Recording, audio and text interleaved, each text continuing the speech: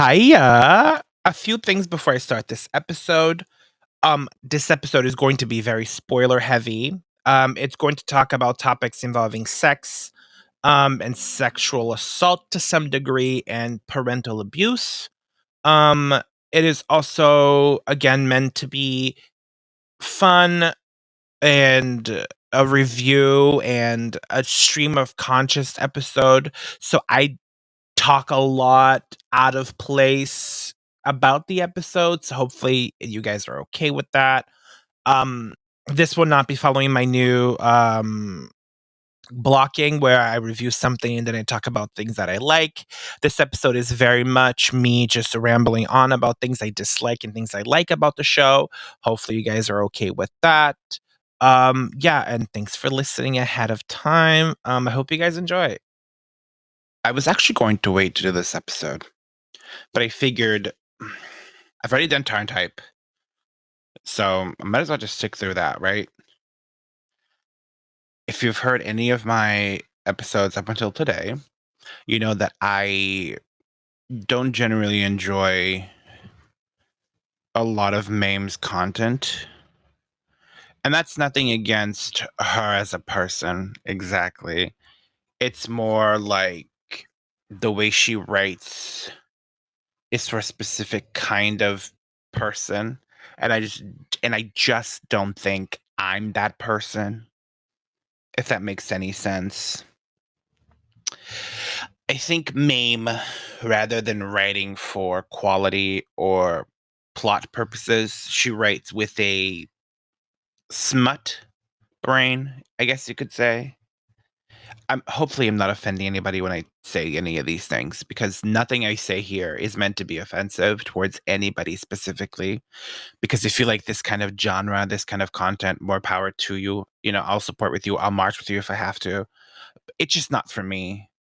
And I'm realizing a lot about this podcast is that this is mostly just my voice. I'm not speaking in a general sense for anybody else aside from myself. And if you agree with me, hi, welcome to the club.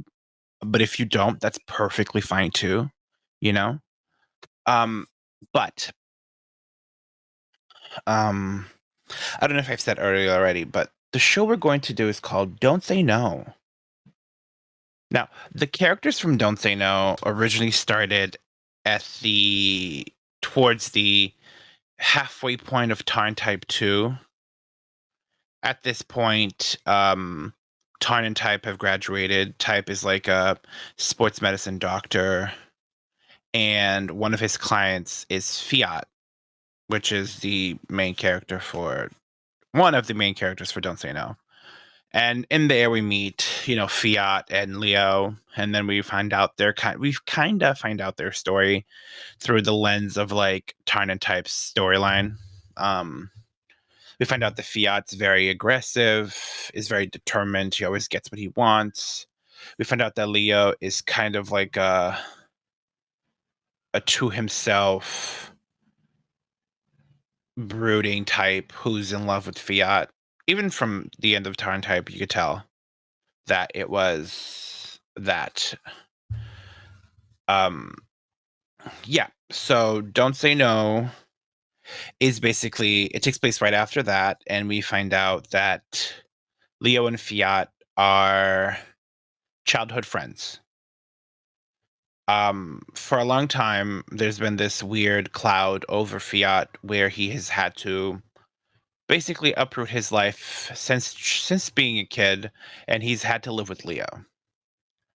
Um, for most of the story, we don't know if it's like on purpose or if it's like he's trying to avoid something, or if anything, turns out it's because him and his father don't really have a good relationship, and Fiat and Leo's mom seem to get along really well, so they've kind of stayed close to each other. Um, as the story progresses, we meet Leon, who is Leo's brother. That's the other thing too. In a lot of these shows, if there's like if it's like a set of brothers and sisters, or like a siblings, they all kind of have the first letter of their first name. I'm not sure if that's like a realistic expectation for people in Thailand. But I've been seeing it a lot, like with Tarn and Tarn type. I think his brother was named Torn and his sister was Tara. And then in this one, it's Leo and Leon. Do they have a third brother or sister? I don't remember. I know Fiat has a younger sister who they don't get along with. Anyways, turns out that Fiat has this um extreme hatred towards his stepmother. We don't really know why until towards the end of the show. So that's part of the reason why he's been kind of staying with Leo and his parents. Um, Turns out that Leo and Fiat have always been in love with each other, and Fiat has garnered a reputation for being promiscuous because throughout his entire life, he could never measure up to what he thought Leo wanted. So instead of having a conversation with Leo like a normal person, he kind of puts these walls up and starts to basically like spread himself around very thinly towards anybody who would, gander at him. Which again, that is the idea we got from Tarn Type, which turns out to not be true. Um, in Don't Say No, Fiat, I guess, uses his feminine wiles to uh, do good things. There's a specific situation where a member of the opposite team says that he will leak information about a member um, using drugs to succeed. And instead of allowing it to happen, Fiat says, "What do you want?" So you don't say any of that. The guy basically is like, "Well, if you have sex with me, I won't tell anybody about this and that and this and that," which then leads to Fiat and this guy having sex. A lot of Fiat's relationships kind of stem like that, with him using sex and promiscuity to garner help, to like garner power and like help other people. Like there's even a specific situation where he meets this guy at a club who's like getting beat up because his boyfriend refuses to leave him, and he's like begging Fiat to like help me, help me, help me.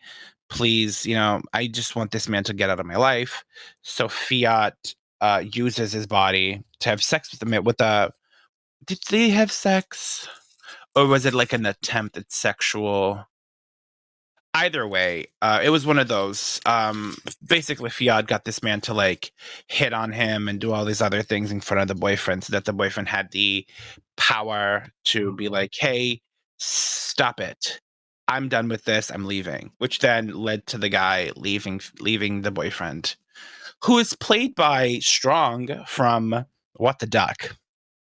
My life is a joke because, as you guys should know by now, What the Duck is my 13th reason of BL. Like, if I had a reason, it was the reason that I quit BL. And it's really funny that it's come full circle now that I'm seeing Strong, who is the main character, one of the main characters in What the Duck, be in this individual show by himself now. Well, not by himself. He's like a guest star.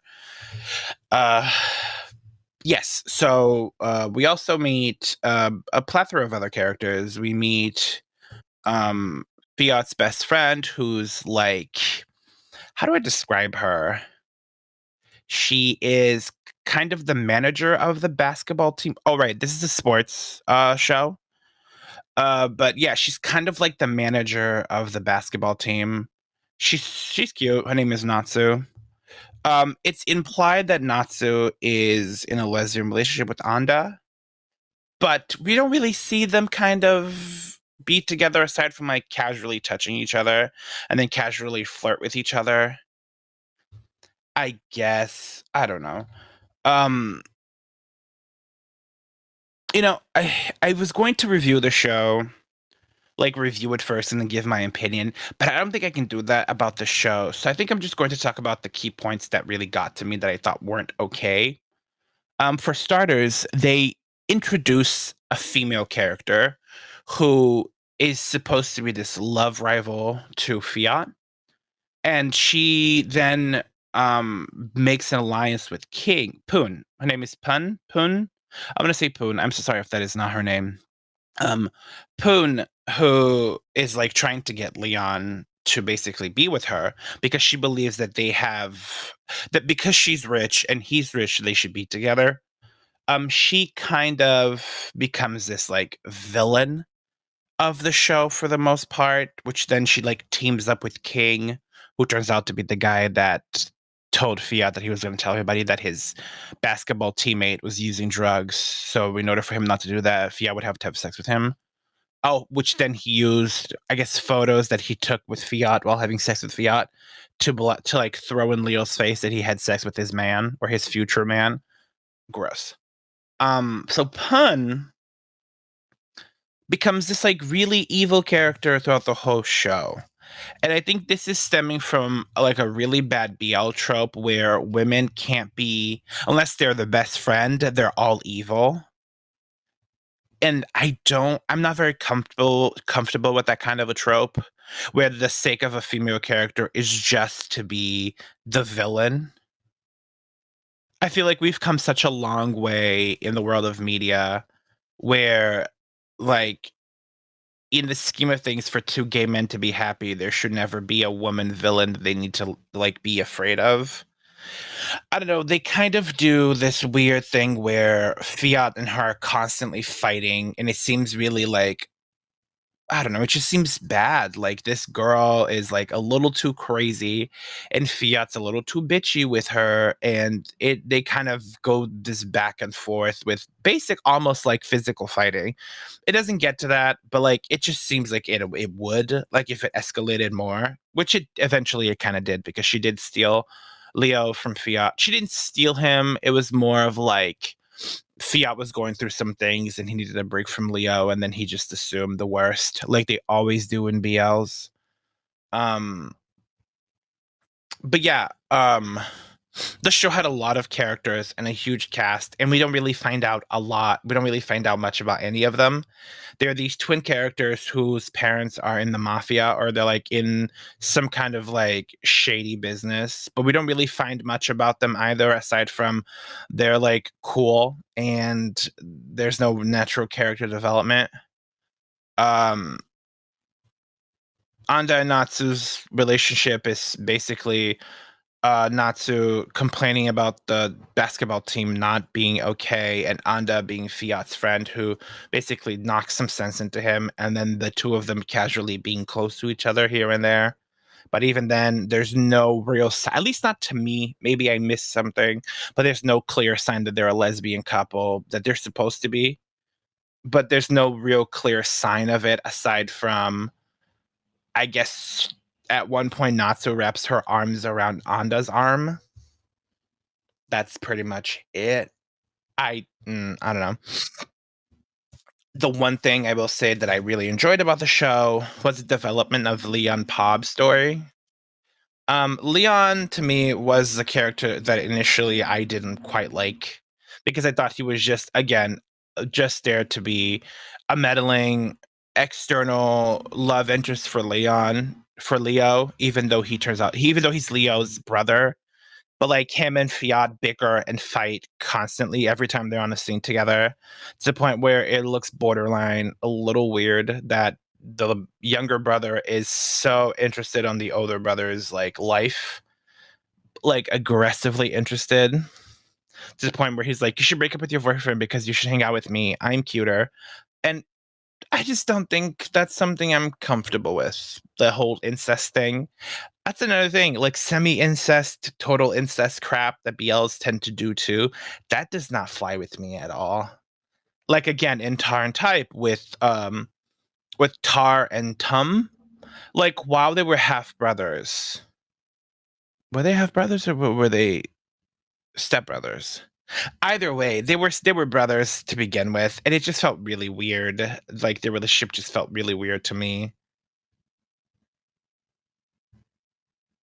I don't know, maybe I'm contradicting myself, but like, it just doesn't feel. I don't know. Either way, like, I don't enjoy sibling relationships. Incest is not my thing. Maybe that's again a trope that I'm just not into. And if you are into that, more power to you. It's just not for me. But Leon and Pob, when we meet Pob, he's I guess feeding a cat, or Leon sees him feeding a cat, and I guess it's this really cute moment where Pob is super soft and sweet to this kitten who looks really hungry or is supposed to be really hungry. The one thing I did find was funny is that that cat did not want to be held by anybody. That cat just wanted to be let go and let to do its own thing, and they kept trying to grab him and like hold on to him, and they just did not. That cat did not want it. That cat was just not comfortable with it, and and it and throughout the whole show, it's just James, the guy who plays Pob, trying his best to hold on to this cat while this cat's like squirming out of his hand, trying to avoid any kind of contact he possibly could. Um, but Leon and Pob's development was really cute. It went from Pob not wanting anything serious from anybody, basically being completely like touch. What is it? What's the good word? Touch repulsed, to Leon being like, you know what? If I have to try my best to be with you, I will try my best to be with you. I will wait it out. I will do what I have to get to know you better. And he did, and he put in the effort and he put in the work, and eventually they got together, and it was really cute. Uh, the ending of their story. I mean, they're getting their own show now, which is called Don't Say Yes. Tune in for that because I will be tuning in for that. Maybe I will be doing a weekly review for that episode. Oh, right. By the way, before I go on, I will be doing weekly reviews on Kin Porsche. So when every week, every episode of Kim Porsche comes out, maybe not the next day, but like a couple of days afterwards, I will be doing a review of the episode and my thoughts on it, because that show, I've been waiting for that show for almost a year and a half now since I've heard about it, and I'm just like excited. But anyways, back to the story. um but yes, so Leon and Pob eventually become really close and they get together, and then the end, Pob gets a internship, or he volunteers. I don't remember, this is so bad, I'm so sorry, but eventually he has to go somewhere and they can't be together. They try to whole long distance thing, but I guess Leon forgets the email to his password and just fully starts ignoring Pob, so he never gets any of the emails that Pob is sending him. It's really sad because Pob eventually comes back at the end, and you see them trying to see each other, but they never really come close to being in the same room together. And it makes me really sad because their relationship was so cute, and they deserve to be happy together. Um, what are my other? I'm looking through like a list of notes that I've made about the show that I currently like want to talk about, and there are some of these things that I wrote in like, I guess, a stupor or like a midnight dream kind of situation where I don't remember any of the things that I'm saying that I read that I'm writing. But yeah, okay. So the whole King story was really gross to me because he forced a situation on Fiat that would make him have to have sex with him in order for him to save another teammate. And I think, to me, that's really gross. And that's another plot line of Fiat that I really kind of like felt bad, because he kind of used, like I said earlier, he kind of used sex to fix situations, and he was constantly put in situations where he had to either have sex with somebody or be sexual with somebody in order to make something happen. Like, he kind of became a horror superhero. I don't want to say horror because I totally support the ability of somebody wanting to be uh have multiple sexual partners and like have sex with whoever they want whenever they want. I'm totally for that. So I don't want to use such aggressive words, such strong words like whore or slut, because I don't think that's fair. Because you should be allowed to have sex with whoever you want, regardless of somebody having to call you a slut or a whore. But he was just constantly put in situations where he was like having, like he was having himself be put in places where he had to have sex with somebody in order to make something happen. Like the guy's boyfriend, he had to pretend to hit on him and do all these bad things in order to get that one guy to break up with his boyfriend. what other things? He had to have sex with King because King was going to leak, information about his life, about his friend's drug problem, and that would have been like a bad thing. And but inadvertently, he showed Leo that he just wasn't interested in being with him, or if he was, it wasn't as committed as Leo was. Because what we find out is that Leo is like desperately in love with him from the very beginning. That Leo can't get him out of his mind, but Leo can't push himself to confess his love, or until something happens and he explodes into him being like, I'm in love with you. Um, but even then, like that whole plot line of making Fiat a uh, sex superhero was just really weird to me. Um, because it just proved that like this show was just meant to be like a really steamy show, which is fine. Again, it's fine. The sex scenes were spicy. I will say that there is a whole dildo situation where Fiat got a dildo, and I guess he was going to use it on himself, but Leo found it before he could. So then they had sex with the dildo. Oh, the entirety, like the first time we see Leo coming home, Fiat is doing an entire montage of him jerking off on top of a bed. And that's how we meet these characters in the first couple of scenes.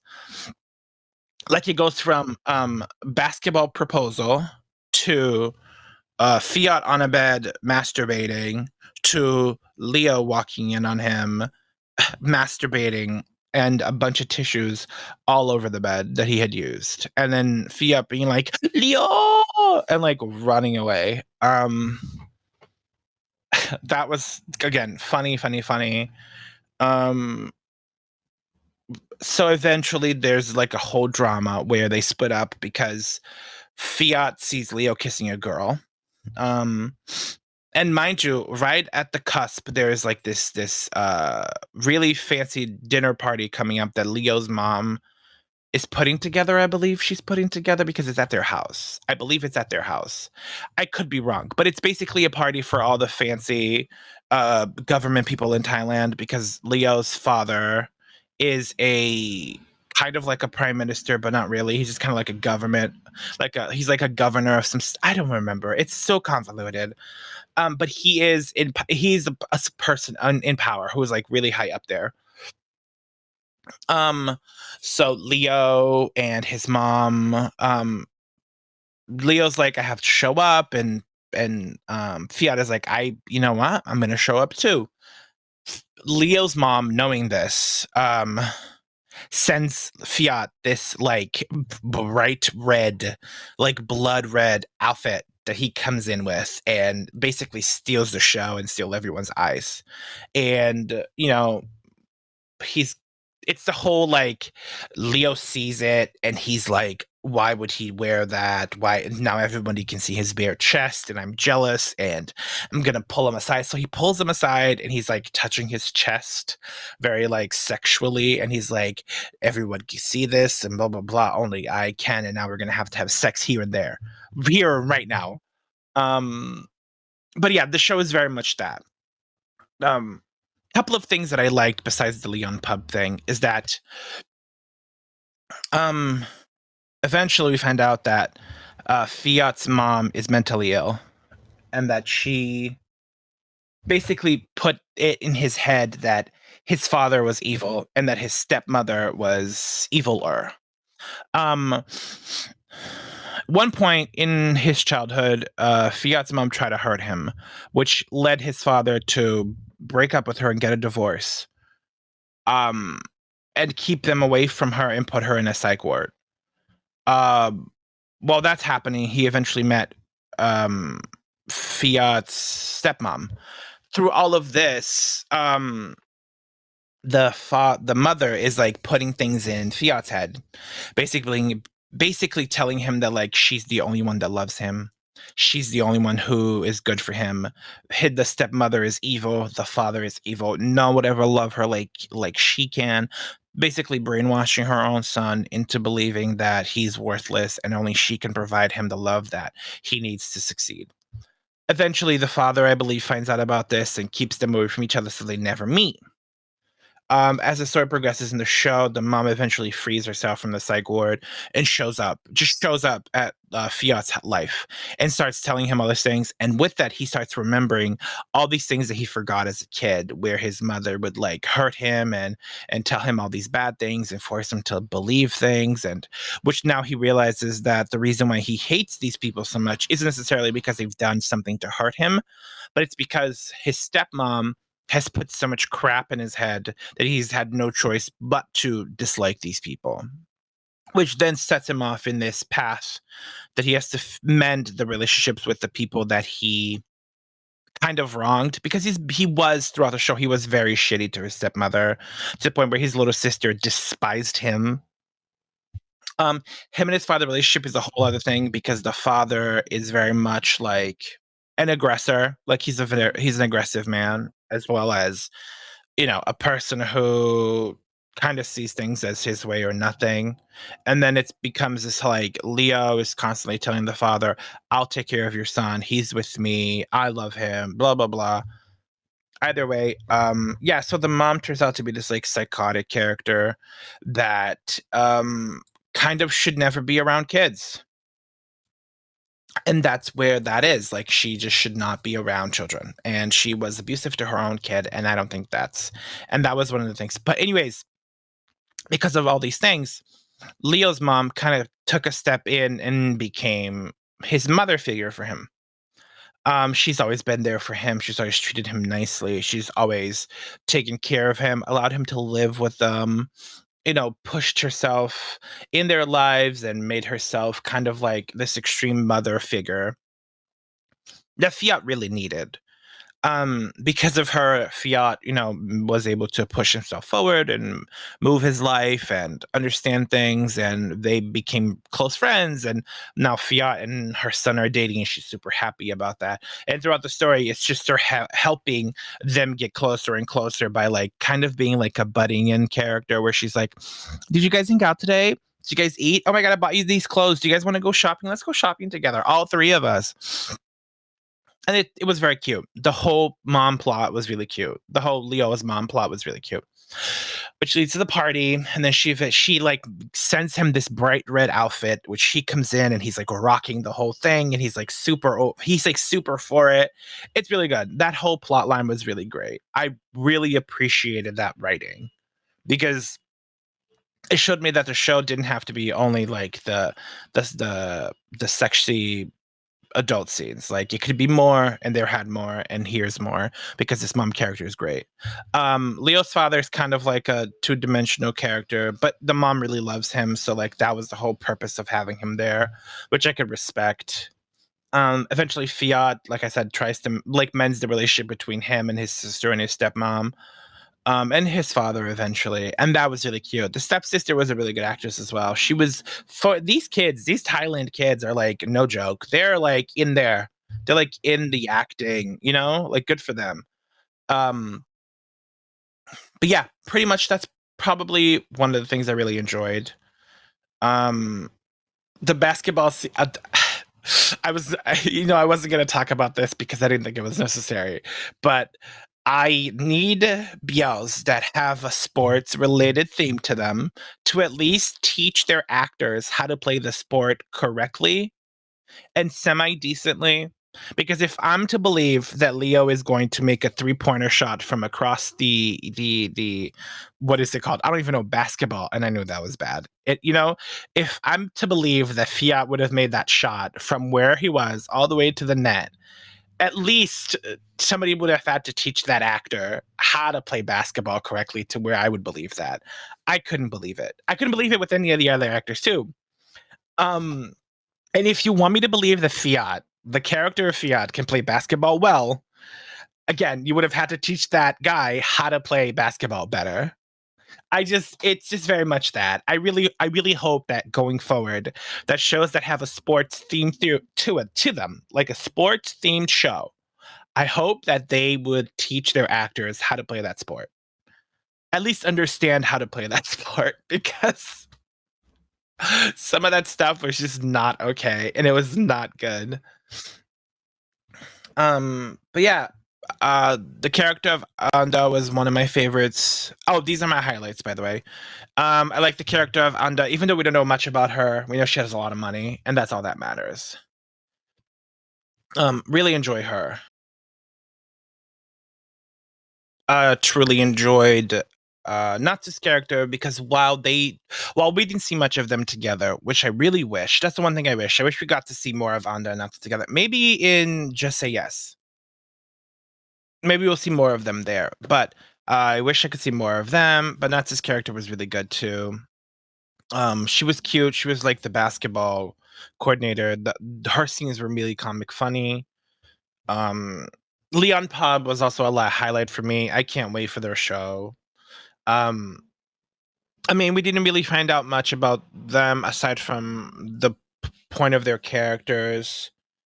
Um, we find out that Pob is like adopted and his dad is like really caring, but his dad's dead. Besides that, like we don't really know much of anything else. Like we know Leon's rich. Again, hopefully we'll see more of it in Just Say Yes. The twins were also really funny together. Maybe not separately because I don't remember them sticking out to me separately, but together they were really funny. So I can't wait to maybe see more of them and Don't Say Yes. Um,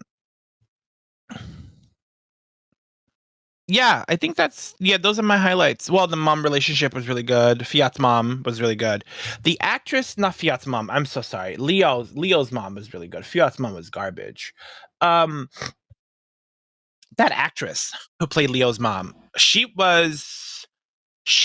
great. She should be in more things. I want her to have a more rich. I mean, I she's gotten a good career. I've seen a lot of her. I haven't seen a lot of her things, but I've seen posters and stuff about the things she's been in. Um, she plays mom characters a lot, which I mean, again, not a problem. But she's a good actress. I support her 100% in whatever she does.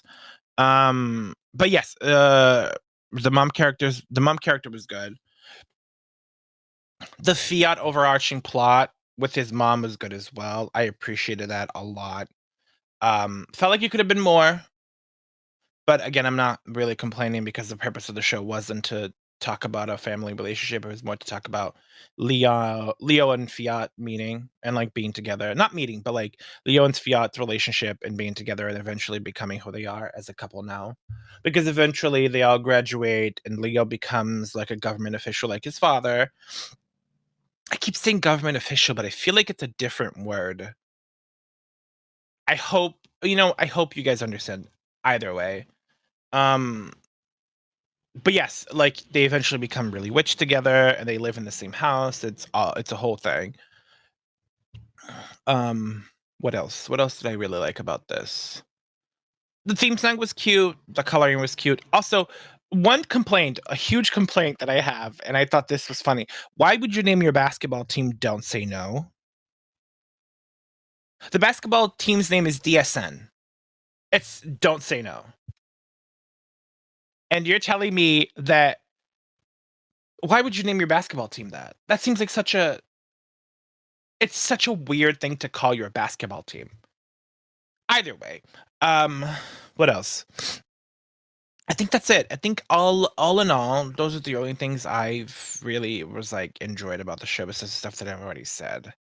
I think I give this like a 7.8 out of 10 because while I disliked a few things about it, I guess it wasn't all that bad. In all of BL is talked about. I think on my drama list, I give it a 6.5. Just because at the time when I finished this, I was still upset about a lot of the things. But besides that, yeah, I think it's warranted a 7.8, maybe a 7.5. You know what? Let me change that. I'm gonna give it a 7.5. I feel like it deserves a 7.5. It's like a good medium between my score and the score that they have for it on Dansei now. I mean on the My Drama list. But yeah, I think that's it. I think that's I know this episode specifically is like all over the place. It's just I just can't talk about the show without being all over the place. because a lot of the things that come to me about the show come to me at different points in my brain, and I kinda have to talk about it or else I'll forget. Even if I have to write this down, like, eventually my mind will just drift off because this show was very different and very, um yeah, it was very different. So, like, I have to eventually talk about it, in, like, a weird way. Um, I'm excited for Just Say Yes. That's supposed to be the Leon Pop story that everyone's been waiting about. Apparently, Past Love in the Future is like a spin-off show from this series, but there's not really much information about it. I did like the small preview that we saw of people in the warehouse. The actors look cute. Like, some of the actors were cute, so I'm watching for this is a story about the twin brothers from what I was reading. I'm not sure though. Again, hopefully something good happens with it. Um, besides that, I think that's it. I think that's all I really wanna talk about with the show. I think that a lot of the problems, um, that I have with the show personally come from it being focused specifically on the NC scenes. Is it NC? NS? The adult scenes, the sex scenes. Because it's just mainly focused for that. It was just smut. I was watching smut left and right. Again, while that's okay for other people, if you like that, that's perfectly fine. I respect you. I just cannot. It's just not what I want for my gay romance. Um, while I did figure out that my favorite um, trope is bodyguard person in power, I quite frankly don't enjoy just sex for the sake of sex left and right. I think that's the problem that I have with the show. Um, a lot of the writing for the show felt lackluster. A lot of the humor for the show felt lackluster. Maybe it's a translation issue. That could have been it because I did watch this with subtitles, and subtitles sometimes miss the point of the dialogue. Um, a couple of things felt rushed. A lot of the things felt rushed. But overall, like I said, I give it a 7.5. I actually recommend people watch the show. Because it's not that bad. I think it's cute if you're watching it as like something if you have to binge, if you wanna binge something, like this is the perfect way to binge. Just binge, It's okay. Binging is fun. And this show kinda has its own thing where you like binging is okay. But yeah, that's pretty much it. I feel like again, 7.5, I recommend you watch it. If you like sex scenes, this show has a couple of them, a lot of them, so you're definitely gonna enjoy it. There's a height difference thing that people really like too as well. The actor Ja is super tall while Fiat's super short. Height difference is like a very thing there. Brooding characters who fall in love with aggressive bottoms, totally a thing in the show. Um, cute relationships with stuffed animals. There's a cat. Totally should watch it. But yeah, thank you for tuning in. Hopefully this episode was interesting to you and you enjoyed it. Don't forget to follow me on not Instagram. I'm so sorry. Don't forget to follow me on Twitter at angry about BL, all one word. Um, I feel like I'm gonna start using that Twitter more. Hopefully, I'll see you guys there. I don't know if I should make an Instagram for the podcast. Maybe I should. But even then, we'll get to that when we get to that. But yeah, thank you guys for tuning in. I'll see you guys next week.